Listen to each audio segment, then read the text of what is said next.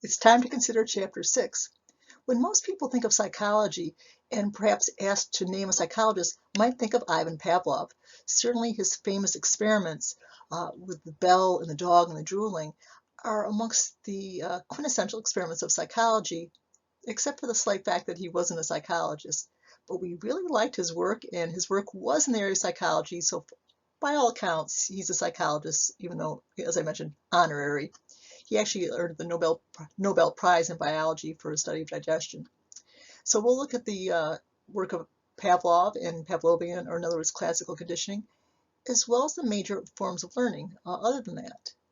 And it comes down to, in order for us to exist in this world, we must be able to effectively learn, and that goes for just about any species that's bigger than a one-celled organism. And this chapter will tell us all we need to know about learning, or at least give us a very good start. So let's jump into it. Let's now begin Chapter 6, our chapter on learning. We'll start with the basic definition. Learning, a lasting change in, what do you think? Lasting change in something due to experience. As you see the hint, what is the focus of psychology? If you said mind, no, that's how we began. Psychology is the focus of the study of behavior. So in our definition, lasting a change in behavior due to experience. If you wonder why it has to have that clause in it, due to experience, there are other changes in us that are not considered learning. For example, maturation, a child rolling over, sitting up, taking a first step, cooing, not related to experience. That would be due to the biological unfolding of the brain's ability in the process of maturation. So with learning, it must be due to our experience, as opposed to maturation. In this chapter, we will focus on 5 major forms of learning. As you study, for some of these you will need to know a key individual, or perhaps even 2.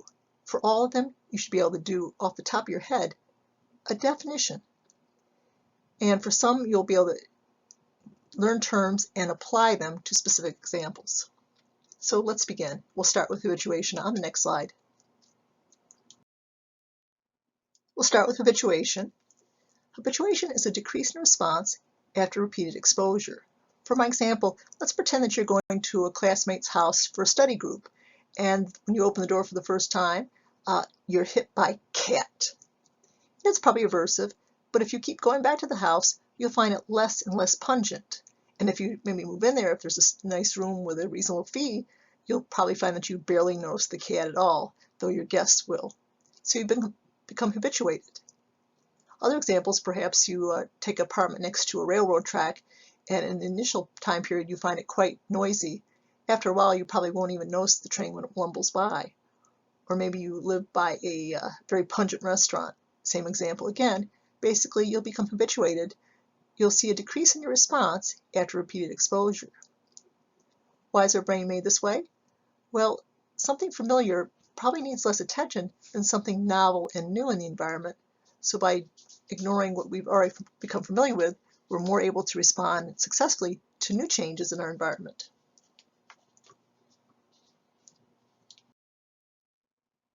Let's now consider learning through insight. This would be through a sudden flash of understanding. When I constructed the slide, I was trying to figure out what can I use to picture insight, and then I thought of these early experiments done during the time of World War I. A German by the name of Kohler found himself stranded on this island, which was a chimpanzee colony. Since the war was on, they weren't going to send a ship just for this, remove this particular scientist, so he used his time very wisely and conducted famous studies that taught us about chimpanzee learning. In these experiments, he would have something of value hanging, in this example, in a banana, and would have just debris laying around their yard. Eventually, the chimpanzees would stare and stare and stare until eventually his smartest one, Goliath, piled a series of boxes and climbed up and got the banana. He didn't learn this by Googling it. He didn't learn by watching another chimpanzee. He didn't read it. It had to be due to insight, a sudden flash of understanding. My favorite example, though, when I read the book, was that one day he had the banana hanging, but no debris laying around whatsoever, no boxes, no sticks, no wood, nothing, and the banana was still hanging there. Goliath solved this problem too. As Kohler walked through the yard, Goliath went up to him, took him by his hand, led him directly underneath the banana, ran up him, grabbed it, and ran away. So again, a sudden flash of understanding. If you've ever experienced insight learning, you know it's emotionally very satisfying. Maybe you want to say the phrase eureka. Do you know where the phrase eureka came from? Well, Archimedes was asked by the king to solve a problem for him. The king would send out gold to be made into crown and jewelry, and he was never quite sure when he got the gold back in the form of a crown or the jewelry if all the gold was in it or if the designer of the jewelry pocketed a little bit for themselves. Apparently the answer came to Archimedes when in a bathtub. When he got in the bathtub, of course, the water level would rise, and it occurred to him that if he put the raw gold in the water and recorded how much it rose, and then when it got back in the form of finished jewelry, it should rise to the exact same point. So the problem was solved. It was a brilliant flash of understanding, definitely a eureka moment, or in other words, a learning through insight moment. So far we've considered habituation and insight learning. Let's consider a third form of learning called social learning, or more formally, social cognitive learning. It's defined as learning by watching others. This involves a model which is observed and then imitated. The famous theorist is Albert Bandura. His famous supporting studies, the Bobo-Wadell experiments. You see two pictures from the Bobo-Wadell experiment.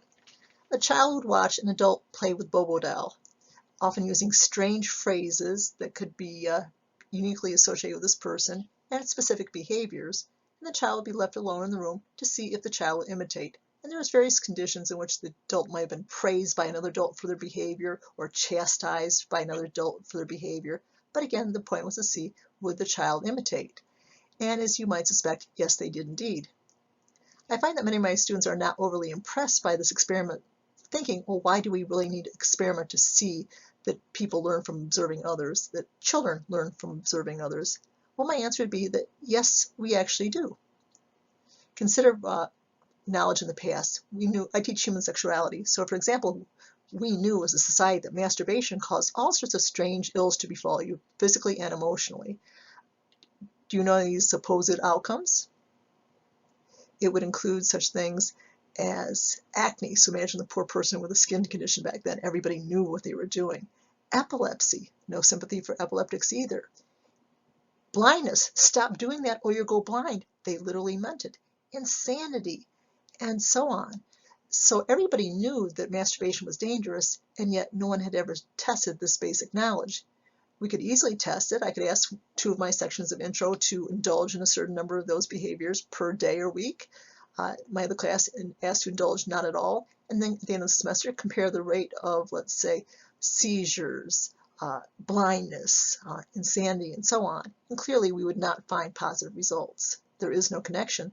So this is just a simple example to show that even when things are obvious, we do need to test our assumptions. Our assumptions are not always right. Let's consider examples of social cognitive learning. First one, let's do a serious example.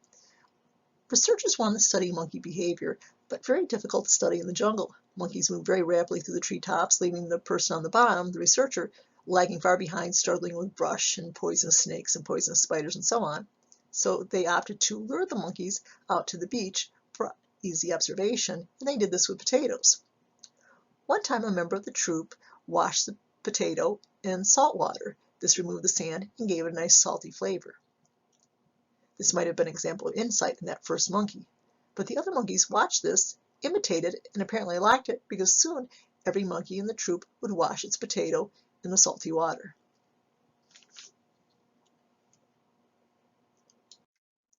If this was a more typical semester, at this point I would ask students to volunteer examples from their own lives of children imitating adult behaviors. Since I can't share with you, or you can't share with me, let me share some stories that students have given me in the past, some of my favorites. In one particular example, it was Thanksgiving time, and the students said at their house there was the big person's table and the little person's table, and they were listening to the conversation of the little children. And at one point, one child told another child, "And you should go to rehab." Clearly, the child was imitating behavior learned at their own house.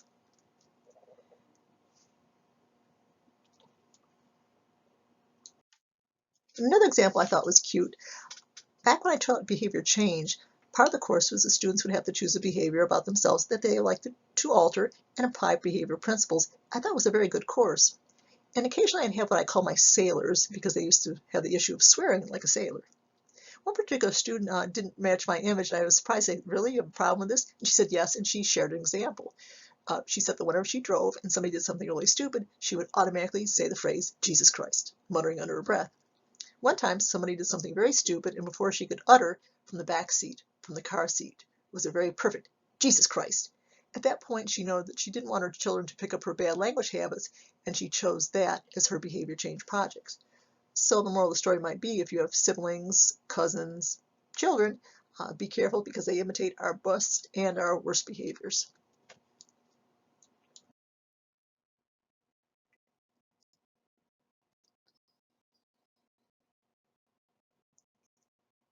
Let's take a moment and consider what neuron might be most involved in social learning. Take a moment and consider.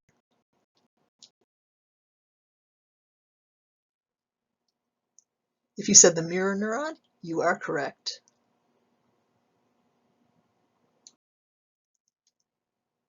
Perhaps you've heard scientific assertions of what babies can tell, what they can know, and you wonder, well, how do we possibly know that?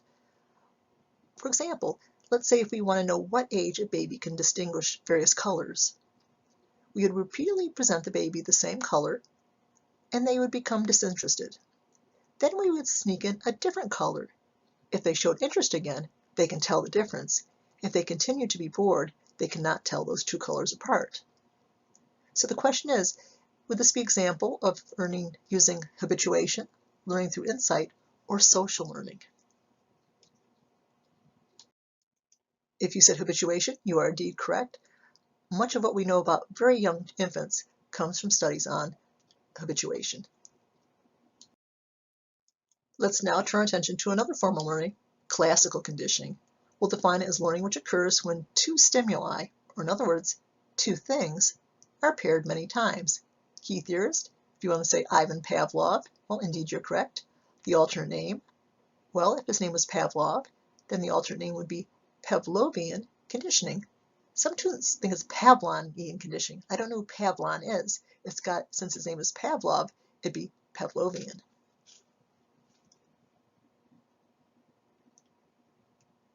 In terms of the alternate name and key theorists, make sure that you learn it now, because we'll be adding additional theorists and additional types of learning as we proceed in the course.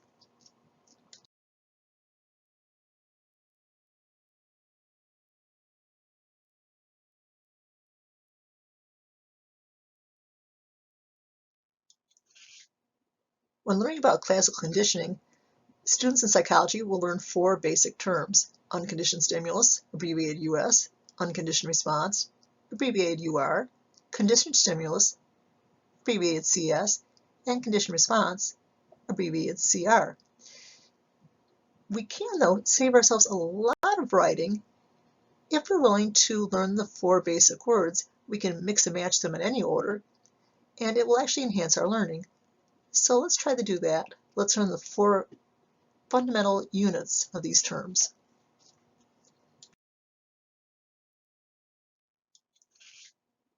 When learning about classical conditioning, students in psychology will learn four basic terms: unconditioned stimulus, abbreviated US, unconditioned response, abbreviated UR, conditioned stimulus, abbreviated CS, and conditioned response, abbreviated CR. We can, though, save ourselves a lot of writing if we're willing to learn the four basic words. We can mix and match them in any order, and it will actually enhance our learning. So let's try to do that. Let's learn the four fundamental units of these terms.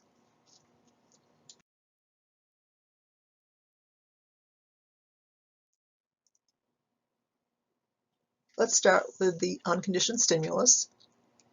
This is a stimulus. In other words, it's a thing.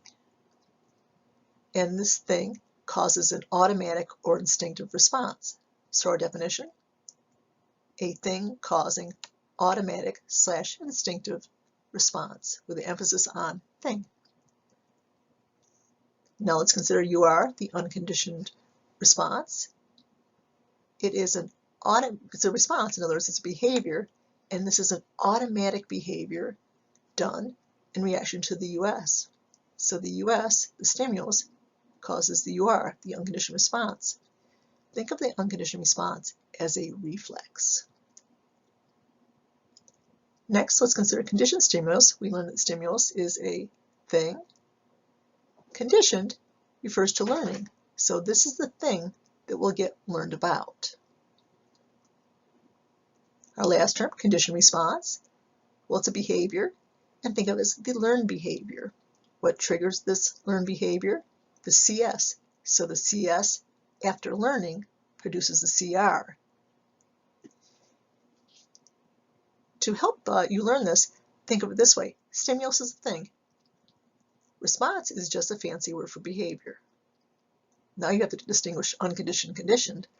I hope you look at it this way. We are in the learning chapter, and in the learning chapter we will talk about two types of conditioning.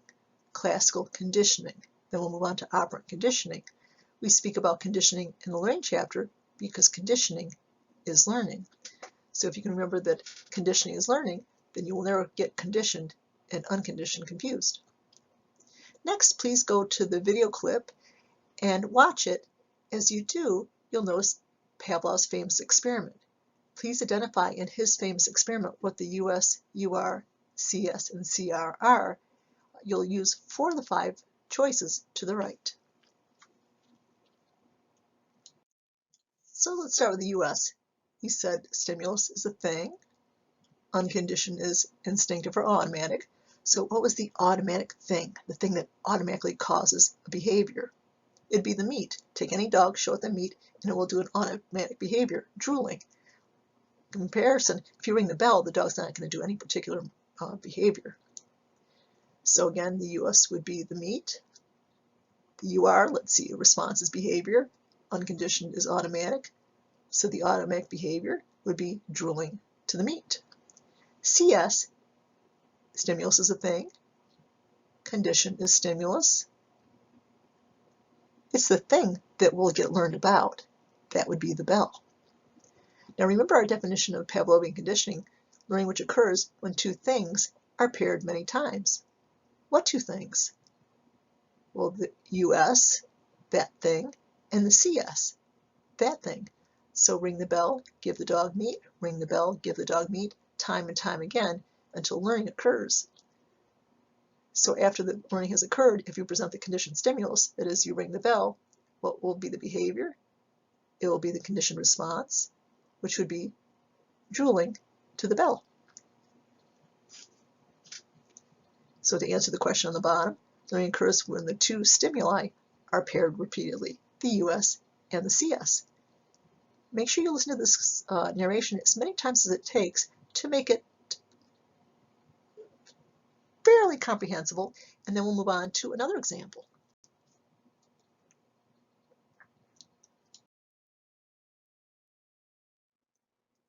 At the end of the video you just watched, you saw a very famous psychologist, Phil Zimbardo, conduct a mini demonstration.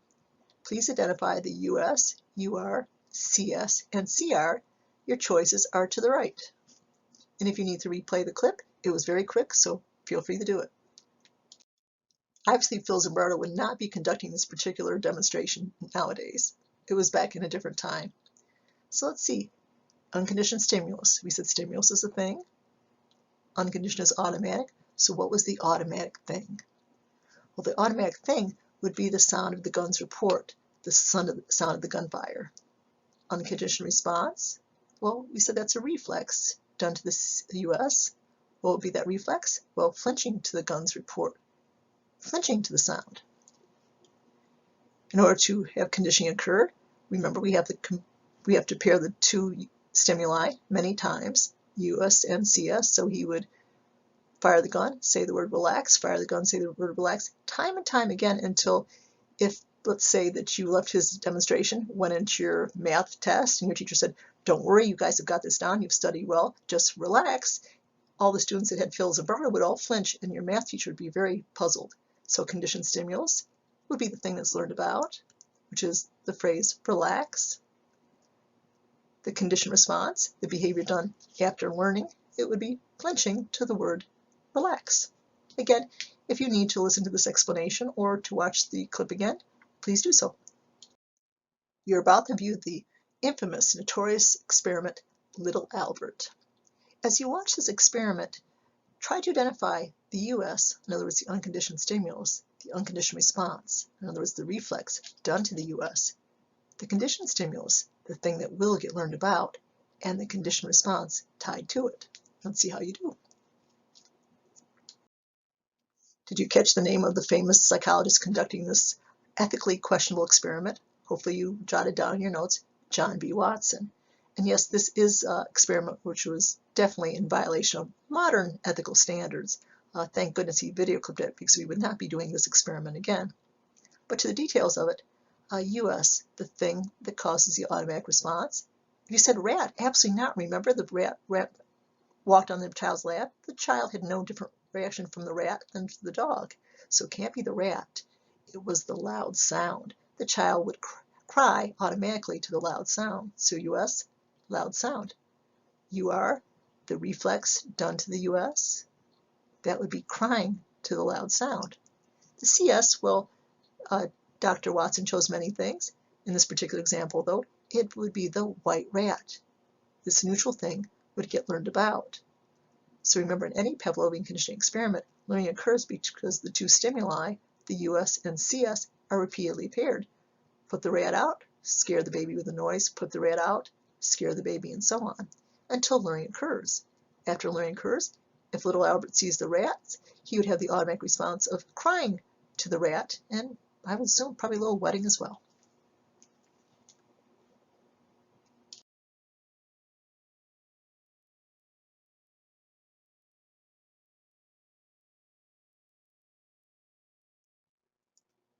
When most people think of extinction, they think the loss of an animal, maybe a dinosaur, a saber-toothed tiger, maybe the rhinos of Africa, or even much of our insect life is endangered. Insects have died off by about 30% in the last 10 or 15 years. But for psychology, we won't be concentrating on the loss of an animal, we'll be concentrating on the loss of a particular behavior. Normally I would ask you to discuss this with your neighbors, but I'll just, since you're alone, ask you to think about it and decide, is it the conditioned response or the unconditioned response that will be lost in extinction? So is it unconditioned or conditioned? Well, let me help you. Can you easily lose an instinct? No, you can't. Avoid brain damage, and that instinct is with you to stay. Can you easily lose what you learned? Absolutely. Don't we do it all the time? So it would be the gradual loss of the learned response. In other words, the conditioned response.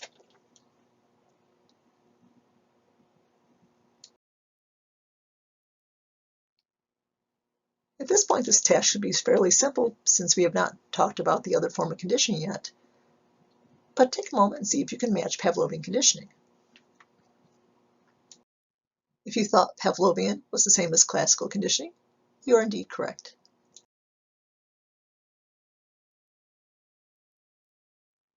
Let's now consider two important concepts in the learning chapter, stimulus generalization and stimulus discrimination. Stimulus generalization is treating similar things in the same manner. Once you get that definition into your notes, see if you can predict what our definition of stimulus discrimination will be. See if you can perhaps guess it to the word. If stimulus generalization is treating them in a similar fashion, then discrimination must be treating them differently. So our definition, treating similar stimuli in a different manner. Next, consider the examples and decide if they're an example of stimulus discrimination or stimulus generalization. Then I'll give you a slightly harder example. Going to the wrong classroom. Who hasn't done that? I know I have. So treating similar things in the same fashion when you should treat them differently. That was an accidental stimulus generalization. Grabbing the wrong keys and maybe leaving your housemate stranded. Again, you should treat them differently, but you treated them alike as in terms of your own. Another example of stimulus generalization. driving more carefully in bad conditions. Clearly a good case of stimulus discrimination. And next one, greeting your teacher in an email with hey. And again, treating your teacher as you would treat a friend. That would be a case of stimulus generalization, treating them the same way. Now, I can be hate up and down all around, doesn't bother me whatsoever, but I have many colleagues that just about gnash their teeth and would like to have some formality since it is a formal relationship. So, unless you know otherwise, perhaps dear professor or greetings professor might keep most teachers happier. Now you're ready for a more advanced example. Let's pretend that you're driving on 890 or 90 and you're running late and you cannot be late again to work or school, so you're speeding a little bit. And you look in the rear view and you see a vehicle in back of you with a light bar across the top. I ask my students, what does the average person do? And most agree they would hit the brakes quickly. But let's say as that vehicle gets closer, you notice several things. The light is not on the top of the car, and it's a blue light, perhaps a fireman's vehicle, instead of a red light. What do most students do when they realize that it wasn't a police car? Well, their foot hits the gas. So consider in this example, foot hitting gas and foot hitting brake. Which one was the generalization and which one was the discrimination? This would be a good point to have classmates, but sadly, we do not have classmates right now this semester.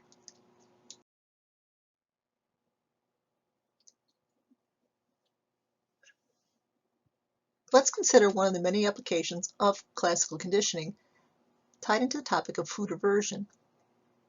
Do you ever have an experience in your life where you ate something and got terribly sick and in the future couldn't face the idea of that food again?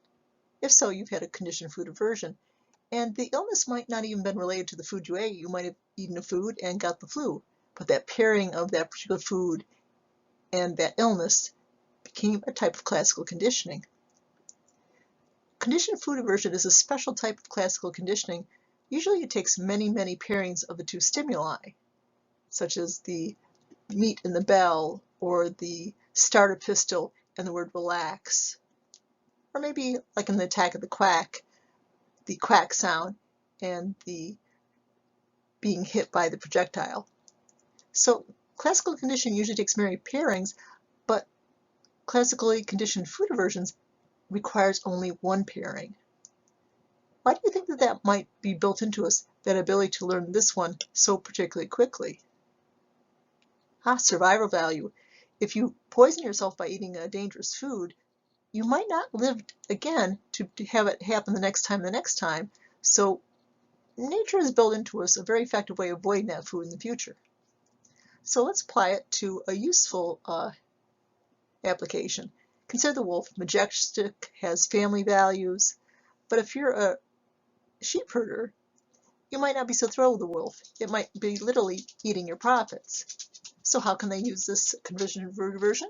Well, take a carcass, apply poison to it, enough to make the animal sick, but not to significantly hurt it, certainly not enough to kill it. After that wolf or that wolf pack ingests that tainted meat, it will forever forward avoid sheep, thus sparing the farmer's profit and its life. So let's do a quick review before we proceed to our fifth and last form of learning: habituation, learning to ignore repeated stimulation; insight learning, flash of understanding; social learning, by observing a model and imitating; classical conditioning, pairing two stimuli many times; and the last one, operant conditioning, our next one. So what is operant conditioning? Well, it's learning controlled by reinforcement and punishment. In other words, the consequences of the behavior. Its other name, instrumental conditioning. So now we have two pairs. We must know that Pavlovian is the same as classical, and operant is the same thing as instrumental. Key theorists? Well, who's left of the B people, the behaviorists? We already mentioned John B. Watson of Little Albert fame and Ivan Pavlov, so who's the remaining behaviorist? If you're thinking B.F. Skinner, indeed you're correct. This is the apparatus that Skinner invented to study learning in his laboratory. It had a lever for the mouse to press, and you could study all parameters of learning, such as types of reinforcement, punishment, or you could look at other topics of interest, such as drug issues, addiction issues, though Skinner never went there. Skinner often used pigeons instead. In that case, it wouldn't be a lever to press, there would be a disc to peck. This box has become ubiquitous in the study of rats and learning, and in Skinner's name, what would you think we call it? If you're thinking the Skinner box, you are indeed correct. At this point, you may or may not be so clear on the difference between Pavlovian conditioning and operant conditioning. If you're not clear, we need to fix that. Pavlovian conditioning always involves reflexive behaviors. Think of the experiments we saw. What was the reflex in Pavlov's famous experiment? Drooling or salivation. What about in Phil Zimbardo's little mini experiment with the star pistol? Flinching, as it was in the attack of the quack. So if the animal or human does not possess that particular reflex, then Pavlovian conditioning could not be done. Operant conditioning is very different. We're not going to be utilizing reflexive behaviors. It involves voluntary behaviors. Depending on the consequences you expect, the reinforcements you're trying to get, or maybe the punishers to avoid. Most of our behaviors are related to operant conditioning. Think of the many decisions that you made starting from the moment you came to consciousness this morning. To get up or to tap the alarm another time. To get out of bed and wear fresh clothes, dirty clothes, what particular clothes. To have breakfast or not. To stop on the way to work or school or not. Indeed, to even go to school or work or not. So operant conditioning, choice behaviors depending on the outcomes you're trying to avoid or get. We've learned that there are two terms for Pavlovian conditioning and also two terms for operant conditioning. It'd be a reasonable expectation that you would know which term goes with which. So here's a mnemonic that might help you out if you need it. We saw Pavlov's classic experiment. So hopefully it'll be easy for you in your mind to link Pavlov and classical, or in other words, Pavlovian and classical conditioning. For operant conditioning, maybe to think of using instruments in the operating room. I admit it's not operating conditioning, it's operant.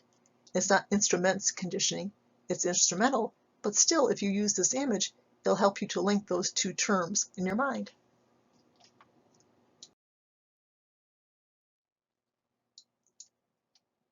Now let's look at two basic operant terms, reinforcement and punishment. Reinforcement is any stimulus that strengthens a behavior. So if we're on the topic of reinforcement, no matter what variety we're looking at, it will be strengthening of behavior.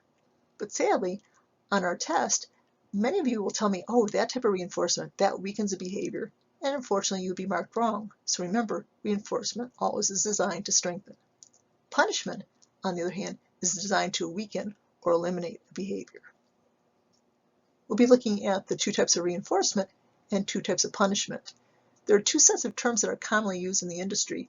I use my set no matter what book my book uses. I think my set is the simplest, and simpler is better. If you said weaken, you are wrong. Remember that all types of reinforcement strengthen behaviors. So how does this negative reinforcement strengthen a behavior? Behaviors that remove unpleasant, negative, nasty conditions, those behaviors are strengthened. So again, the behavior is removing a negative situation, hence negative reinforcement. Let me give you three different examples. Let's start with a headache. Let's assume that you like to pop a pill when you get a headache. I do. What color pills do you prefer? I like little orange, round, brown ones. Maybe you like a solid white capsule or a red and red and yellow capsule, or a little pink pill, whatever. So you take a pill. The pill eliminates the negative aversive condition, the headache. So the next time you get a headache, you don't look for somebody else's pill, you look for your pill and take your pill. So the process will strengthen you popping your particular pill, hence reinforcement. So again, behaviors which eliminate negative conditions are strengthened. How about a different example? Let's say that you're trying to study, but it's too cold. What could you do? Many answers. Well, certainly you could tap up the heat, but maybe you can't afford it, so you put on your study blanket or your study hat or drink a warm beverage. or cuddle up next to somebody. So those behaviors would take away the negative aversive condition of coldness. So the next time you're cold, you would do the same behavior again. So the behavior which takes away a negative condition, that behavior will be strengthened. Maybe one last example. Let's say it's summer and you're studying psychology. Hopefully not introductory psychology, but still you're studying psychology. But the stench of garbage is interfering. What could you do? There are many answers. Well, certainly you could take out the garbage. Perhaps it's not your garbage though. Maybe it's coming in from the outside alley. Shut the window. Maybe spray Febreze. Go into your bedroom and shut the door. Relocate to another household altogether. So the next time garbage encircles you, you'll do the same behavior, whether it was shutting the window or spraying Febreze. So behaviors which eliminate negative conditions, those behaviors will be strengthened. Let's now consider the reinforcement topic, starting with positive reinforcement. This would be strengthening behavior by adding something that would be pleasant or unpleasant after the behavior. If you're thinking pleasant, you are correct. What about examples? Let's say that you have a rich life that involves a dog, a child, and a significant other, though not necessarily in that order. What could you use as a reinforcer on any one or even all three of them? You might say food, and indeed, hopefully food appropriate. I hope you don't feed your dog avocados or grapes or chocolate. And I hope you don't feed your child alcohol-laced candy, but it could be food, toys, again, species appropriate, great, affection. What would work on the humans, but not on the dog probably?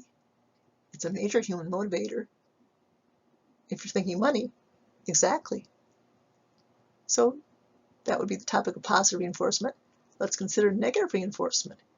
Is negative reinforcement used to strengthen or weaken behaviors? Think on that for a moment.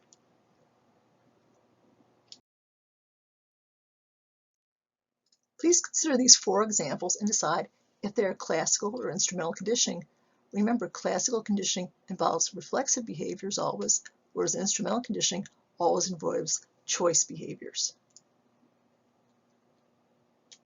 Well, the first example, it sounds like you have a conditioned food aversion, definitely classical conditioning.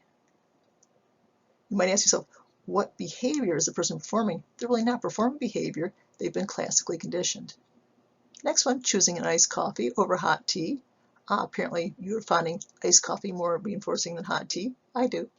So definitely instrumental conditioning. Wearing one shirt over a different one. Definitely a choice behavior. There's no reflexes involved in choice in apparel selection. So that would be, again, operant conditioning. Last one might be a little tougher. So is the person performing a behavior or is it a reflexive behavior? The fear is a reflexive behavior. So since we're talking about a reflexive behavior, the fear, it is classical conditioning. So let's see if you can easily distinguish classical from instrumental conditioning. Watch the following clip and decide if it's an example of classical conditioning or instrumental conditioning. I think you'll enjoy it. It's very funny. Let's move away from the topic of reinforcement and consider punishment. Some behaviors we want to weaken, whether it's the child that swore or the dog that just decorated your carpet. So let's consider punishment by application and punishment by removal. As I mentioned earlier, there are another pair of terms which are commonly used, but I think these terms are easier, so let's stick with them. Punishment by application. Adding something, would it be pleasant or unpleasant after the behavior? And are we trying to strengthen or weaken it? Try to decide. So pleasant or unpleasant, and is it strengthen or weaken? Did you decide you're going to add something unpleasant after the behavior in order to weaken it? Then good. Let's consider old school parental behaviors, behaviors that many parents would steer far away from nowadays. How about if a child just swore? In the old days, it might be adding soap to the teeth or maybe a little hot sauce in the mouth. Probably best avoided, but definitely examples of punishment by application. Now let's consider punishment by removal. Taking away something would be pleasant or unpleasant after the behavior in order to strengthen or weaken? So is it pleasant or unpleasant, strengthen or weaken? Well, hopefully you decide taking away something pleasant, something they're going to miss, in other words, after the behavior in order to weaken it. What sort of things do parents take away? Parents are not born experts in punishment by removal, but most parents will become experts in punishment by removal. So take away cell phone, video games, bicycle, privilege of staying out, privilege of having friends in, all examples of punishment by removal. Now, punishment certainly can be effective, though B.F. Skinner with his own daughter resolved to never punish her again, but instead he designed very effective schedules of reinforcing good behavior rather than try to punish bad behavior. It had to take several weeks for her to learn the new system, but it became quite effective. But if one is going to use punishment, it has to be administered in a certain sort of way to be effective. So in the next slide, we'll consider principles of effective punishment. Before you go to the next slide, though, see if you can identify any of these principles on your own. Punishment can work, but it has to be delivered with in mind the necessary conditions. A very prominent condition is it must be consistent. Pretend we're talking about a child. If that child learns that grandma lets me get away with it or the babysitter lets me get away with it, they'll try with various people on various occasions, maybe even you, so the punishment needs to be consistent. It also needs to be immediate. It helps the subject learn the connection between the behavior and the outcome much more quickly and much more effectively. In the old days, it was wait till your father gets home. You think it'd be worse sitting there thinking about it all day, but research is very clear. Immediate punishment is much more effective. For example, how many people would really drink to excess if the hangover was there all the time? That would be related to number one, consistency, and it was immediate. Probably virtually no one. Third, let's consider know why being punished. This does strongly relate to number two, the immediacy factor. If you're dealing with a human, it's good to ask, tell me please why you're being punished. Many times, a young child might totally miss the connection of behavior and the punishment altogether. So perhaps if you ask your child, why are you being punished? They might sniffle and say, I told the truth. It's like, no, you hit your brother in the head with a truck. So know why. In an old intro psych textbook that I used to use, the author gave an example, kind of a sad, funny example. The author's friend had just purchased a puppy, and every time we got home from work, there'd be a decoration on the carpet. And he would take the dogs and put the dog's nose in it. And that would happen day after day after day after day, until finally something new happened. He got home and the decoration was still on the carpet, but now it had a nose print. The poor dog apparently did not know why it was being punished. It thought that perhaps the lack of the nose print, the signature, if you will, was the issue.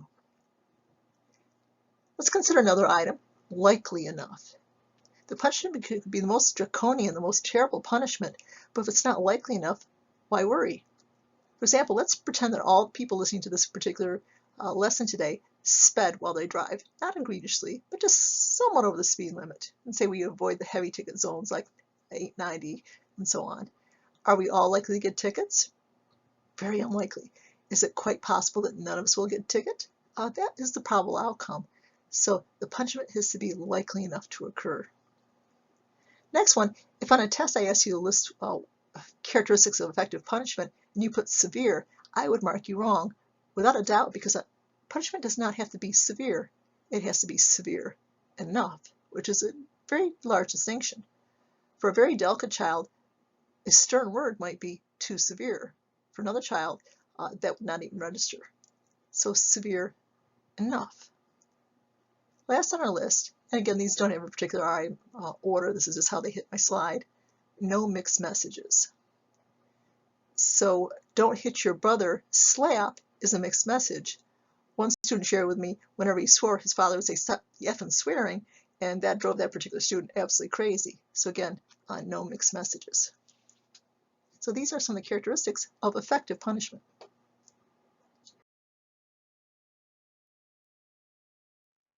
Let's momentarily focus just on physical punishment. Of course, punishment is not always physical, but let's just focus on that right here, right now. It has many problems, perhaps the worst being that it models aggression. Since this is the learning chapter, take a moment and think which model, which learning theory says, of course, it models aggression. So which theory? If you thought social cognitive learning, indeed you are correct. Before we go on to the last few new concepts of the chapter, please take a moment and see if you can identify our 4 terms. At this point, it should be very easy. Do not move on until you learn these 4 terms if you have any difficulty. So first, unconditioned, referring to instinctive or automatic. Next, the word conditioned. Well, this is the learning chapter, and we did learn about 2 types of conditioning. So conditioning refers to learning. Stimulus, just our fancy word for thing. Response, just our semi-fancy word for behavior. So these terms are indeed associated with classical, or in other words, Pavlovian conditioning. US, let's see, unconditioned stimulus. Stimulus would be a thing, so this would be the thing that causes the automatic behavior. The UR, a reflex, and this reflex is done in reaction to the US. So US triggers the UR. Conditioned stimulus, stimulus is a thing, condition is learning, so our thing that's neutral that gets learned about. And after learning, when the CS is presented, the organism will do the CR, the learned response. And in terms of the learning which occurs, it's because the 2 things, in other words, the 2 stimuli, the US and the CS, are paired many times. Let's continue our review. Look at the terms listed below in the gray boxes. Are they associated with classical or operant conditioning? After you decide that, please match the term on the left with the definition on the right. And then, before you go to the answer icon, please identify what causes learning occur. We know because 2 things are paired many times. Which 2 things? Please name them. Let's continue our review before we finish the chapter. Let's make sure you understand US, CS, UR, and CR. Previously you saw Attack of the Quack. Think back to that clip and identify those 4 terms with the examples listed below.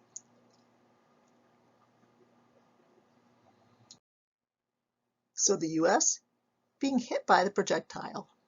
UR, well, flinching to being hit by the projectile. Conditioned stimulus, in other words, the thing that will get learned about. That would be the sound of the quack. And conditioned response. After conditioning occurs, that would be flinching to the word quack.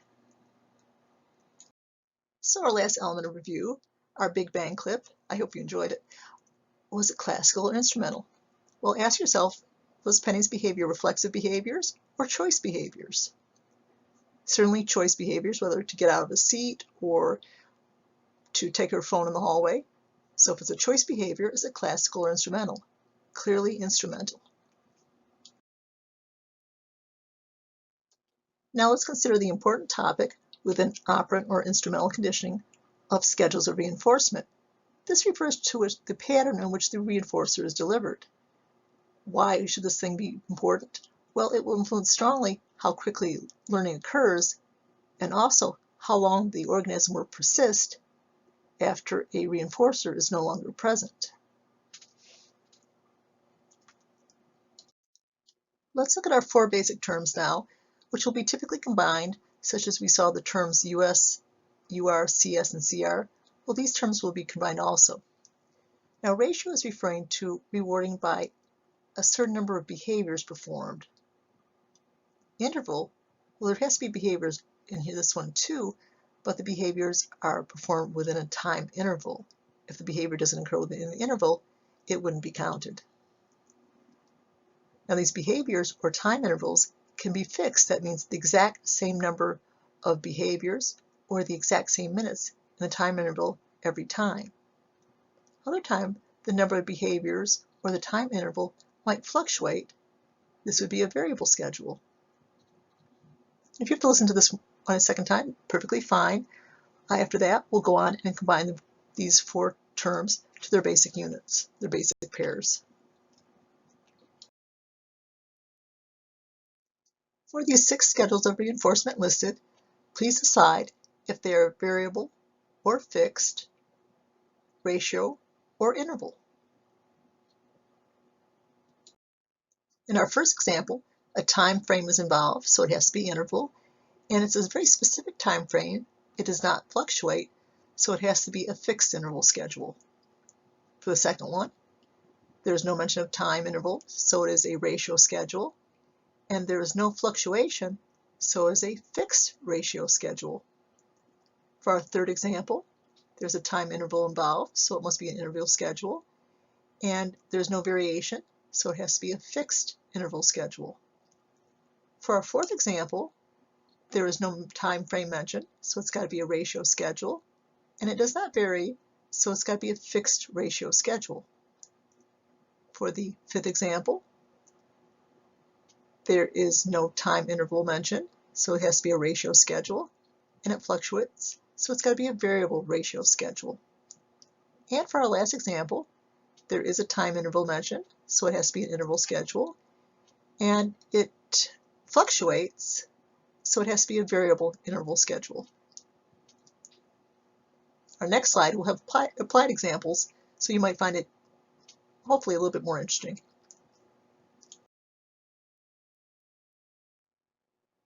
Next, let's see if you can identify the 5 examples of reinforcement schedules on the right. For our first example with a TV remote, that would be a fixed ratio schedule. Our second example, which might apply to you perhaps in your own life, there's a time interval involved, and it is fixed, so it is a fixed interval schedule. For our third example, which is roughly the way my kitchen sink works setup, it is a fixed setup, and it is a ratio. The casino example, there is no interval involved, and the number of behaviors required varies dramatically, so it is a variable ratio schedule. Our last example, there's an interval, but it varies, so it is a variable interval schedule. The schedule of reinforcement utilized will determine how quickly the behavior will be mastered and also how resistant the behavior will be to extinction. Let's start for quickest learning. The animal trainer pictured below, would she be best served by rewarding the dog at the end of some time interval after it does the correct response, or immediately after doing the correct response? Well, if you're saying immediately after the correct response, you're correct. So for quickest learning, ratio schedules are far more effective than interval schedules. But what about resistance to extinction? You don't want to have to reward the animal every time it does a certain behavior. You'd get a very chunky animal, and you'd also have to carry dog treats. So maybe you want to be able to show off to a friend when walking the dog. Maybe you want the dog to sit when another dog is passing by. I did have a friend mention that one time her dog got off leash, she yelled sit to it before it crossed into traffic, and it did save the animal's life. So resistance to extinction can be important in many, many circumstances. If you want the highest resistance, should it be a variable or a fixed sort of schedule? Let me give you an example so you can decide for yourself. Let's say that I have 2 students with TV remotes. One has quite a few buttons that stick quite a bit, and the other has a well-functioning remote. Let's say that each of these remotes have now lost all their battery power and are now dead. Who's going to keep tapping at the buttons the longest? The person whose remote works every single time they tap it, or the person who has to tap and never knows quite how long they have to tap? Well, clearly the person on the variable schedule will keep trying much, much longer. So variable schedules are much better for resistance to extinction than our fixed schedules. Let's now consider shaping. Have you ever gone to a place like SeaWorld or perhaps a circus and see animals do quite amazing feats? Well, how does a trainer get the animal to, say, leap up in the water and jump through a hoop, or to hold the hoop while a fellow animal does a behavior? Well, shaping was a procedure was utilized. The technical phrase is often reinforcement of successive approximations, which is just a fancy way of saying rewarding attempts that approach the goal behavior. So every time the animal gets a little bit closer to the goal that you have in mind, you give them reinforcement, and you keep moving them slowly closer and closer to the goal behavior that you desire.